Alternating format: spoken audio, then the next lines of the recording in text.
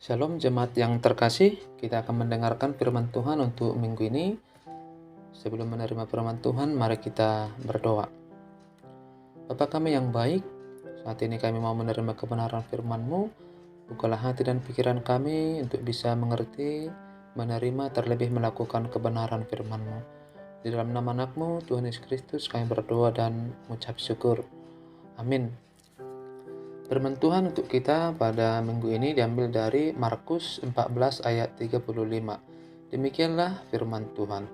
Ia maju sedikit, merebahkan diri ke tanah dan berdoa supaya sekiranya mungkin saat itu lalu padanya.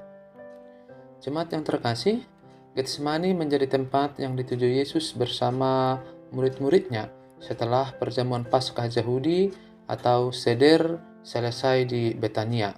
Dari Betania, Yesus mengajak murid-muridnya ke Bukit Zaitun dan sampai ke tempat yang bernama Getsemani, yang artinya tempat pemerasan. Dulu di Getsemani ada pabrik pemerasan minyak zaitun. Yesus mengajak muridnya ke Getsemani karena Yesus mencari tempat yang sepi untuk berdoa. Saat itu, kota Yerusalem penuh dengan peziarah yang datang untuk merayakan Paskah di Yerusalem. Jadi, Yesus mencari tempat yang sepi dan kosong yang berada pada perbatasan Sabat. Perayaan Paskah jatuh pada bulan April, dan saat itu pabrik pemerasan minyak zaitun tidak beroperasi sebab pohon zaitun berbuah dan matang bulan Oktober. Jadi, Getsemani adalah tempat yang cocok untuk berdoa. Kenapa Yesus berdoa? Yesus tahu saatnya akan tiba. Yesus akan ditangkap, diolok, dihina, dan akan mati disalibkan.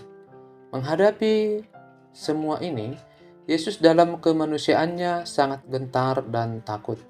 Kepada para murid, Yesus mengutarakan isi hatinya. Hatiku sangat sedih, seperti mau mati rasanya. Dalam ketertekanan yang demikian hebat, penulis Lukas menambahkan, peluhnya menjadi seperti titik-titik darah yang bertetesan ke tanah. Dalam istilah kedokteran, ada yang disebut kromhidrosis, yaitu kondisi kronis langka yang ditandai dengan perubahan warna pada keringat. Biasanya akan muncul karena tekanan emosional yang begitu berat.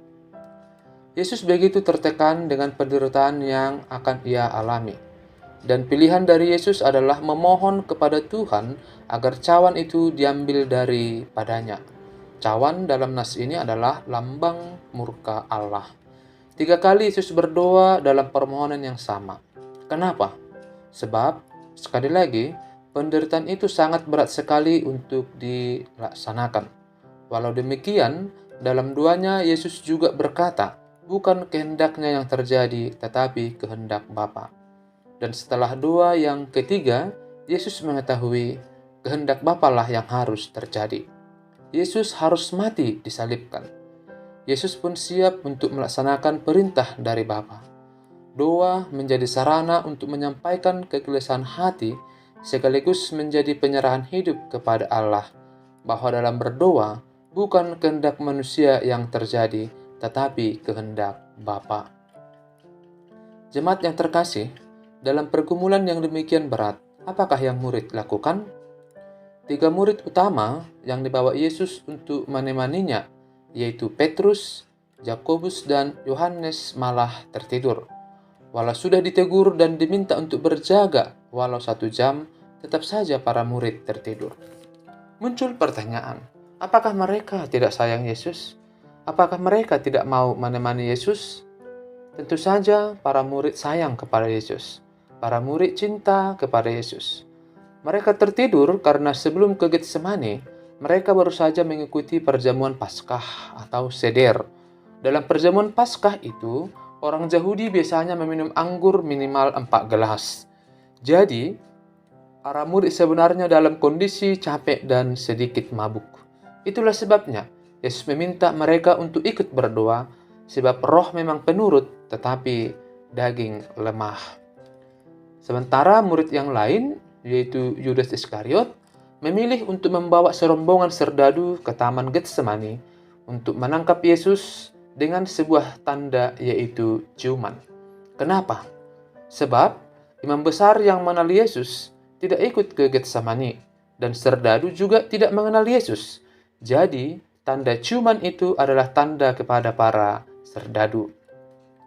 Jemaat yang terkasih, dari kisah di Taman Getsemani ini, kita dapat belajar. Pergumulan Yesus dalam menanggung dosa manusia ternyata sungguh sangat berat. Yesus sebagai manusia sangat sedih, gentar, dan ketakutan. Walau demikian, Yesus dapat menang dalam pergumulan tersebut melalui doa, permohonan, dan penyerahan diri kepada Bapa. Yesus berserah penuh kepada kehendak Bapa. Sikap Yesus ini jauh berbeda dengan sikap para murid yang lebih menuruti kedagingan mereka yang lemah, yaitu keletihan secara fisik, Petrus, Yakobus, Yohanes, dan keinginan materi, Judas Iskariot. Kisah di Taman Getsemani ini memberi dua pesan utama kepada kita. Pertama, bersyukur atas kerelaan Yesus yang mau mati untuk menebus dosa manusia walau dengan pergumulan yang demikian berat. Kedua, pengingat kepada kita supaya menjadi murid yang setia berdoa dalam upaya mengalahkan keinginan daging yang selalu menggoda kita. Semoga kita dimampukan untuk bisa mengerti kebenaran firman yang kita terima. Amin, kita berdoa. Terima kasih Bapa kami untuk firman-Mu yang boleh kami terima pada saat ini. Kisah di Taman Getsemani menolong kami betapa bergumulnya Engkau ya Tuhan untuk menempuh jalan penderitaan sebelum memperoleh kemuliaan itu. Biarlah kiranya kisah ini menolong kami menjadi orang yang juga seperti Engkau, bergumul dalam kegelisahan, kegentaran, dan ketakutan, menyerahkan itu kepada Bapa, dan kehendak Bapa yang terjadi dalam hidup kami. Seperti itulah ya Tuhan, berimanan kami di dalam hidup ini. Dalam nama anak-Mu, Tuhan Yesus Kristus, kami berdoa dan mengucap syukur. Amin.